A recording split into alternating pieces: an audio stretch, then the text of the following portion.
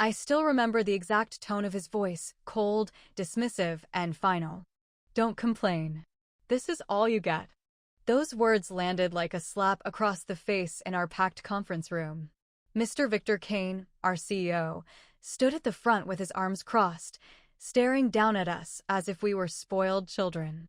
He had just announced major salary reductions, elimination of overtime pay, and cuts to our medical benefits. All of this after our department had exceeded targets for the third year in a row. I had spent 9 years here. 9 years of pouring my heart into projects, mentoring new hires, and believing this company was building something meaningful. I had turned down better offers because I believed in loyalty. In that moment, as his words hung in the air, I felt everything I had built inside me begin to crack. A colleague raised his hand carefully. "Victor, we've been working weekends for months." Victor cut him off with a sharp look. "Don't complain. This is all you get right now. The company comes first. If you can't handle it, there are plenty of people who will." The smirk that followed his words made my stomach turn. The room was filled with stunned silence. I looked around at faces I had worked beside for years, some fighting back tears, others staring blankly at the table. That evening, I sat alone in my living room, the weight of his words pressing down on me. I thought about my rent, my mother's medication, and all the times I had chosen this job over my own life. His voice kept echoing, "This is all you get." But what I didn't know that night was that those cruel words would light a fire in every single one of us. A fire that would lead to a moment none of us would ever forget. The weeks that followed were some of the most painful I had experienced in my career. The office atmosphere became heavy and lifeless. People stopped sharing ideas. The creative energy that once defined our team slowly faded. A few of our strongest performers began looking for new opportunities. Victor, meanwhile, acted as though nothing had changed. He upgraded his office, took expensive business trips, and continued living the high life while telling us to tighten our belts. Every meeting, he would remind us with the same cold tone, "Don't complain. This is all you get."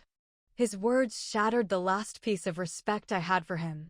I felt deeply betrayed by the man who once called us his family. One night, unable to sleep, I stayed late at the office. While searching for an old file, I discovered something that changed everything. Hidden financial records showed Victor had approved large personal bonuses for himself and a small inner circle. Company funds were being used for personal luxuries, while he claimed we had to accept cuts. Tears filled my eyes as the full picture became clear. This wasn't about the economy or saving the company. This was pure greed. I couldn't carry the pain alone anymore. That weekend, I quietly invited a few trusted colleagues to my home. What started as a small gathering of hurt and angry people soon grew. By the end of the evening, 18 of us were there. We shared our stories, our evidence, and our broken trust. For the first time, the pain began turning into something stronger, resolve. We made a decision. We would not scream or quit. We would respond with intelligence, unity, and undeniable truth. Over the next 2 months, we worked silently and carefully. We documented everything. We built clear, professional reports. We prepared ourselves for the moment we knew would come. The more Victor repeated his hurtful line, the more determined we became. My heartbreak slowly transformed into quiet strength. The day arrived during our monthly all-hands meeting. Victor stood confidently at the front, ready to push through another round of restrictions. With that familiar arrogance, he said, "Let me remind everyone, don't complain. This is all you get." I stood up slowly from my chair. My heart pounded, but my voice remained steady and clear. "Victor, today we have something to share with you and the entire team." I walked to the front and connected my laptop to the projector. Slide after slide of evidence appeared on the large screen, his personal bonuses, the hidden expenses, the real financial situation he had concealed from us. The entire room went completely silent. Victor froze. His face turned pale. The usual confident posture disappeared as he stared at the screen in shock.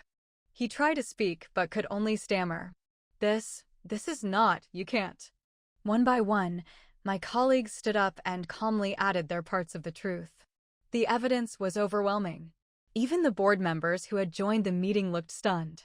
In the days that followed, the company launched a full review. Within a month, Victor Kane was removed from his position as CEO. The unfair cuts were reversed, benefits were restored, and the company issued compensation to rebuild trust with the team. The last time I saw him, he was leaving the building carrying his belongings. He was no longer the arrogant man who told us, "This is all you get."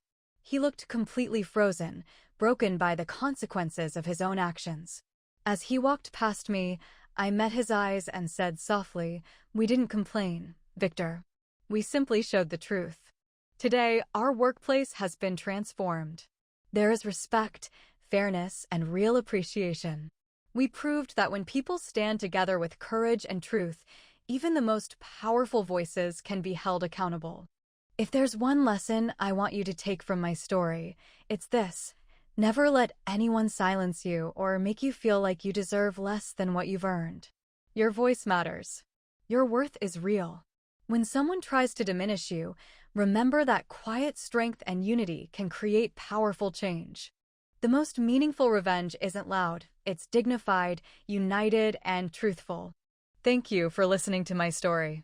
If you've ever been told this is all you get by someone in power, know that you are not alone. Drop a comment below and share your thoughts.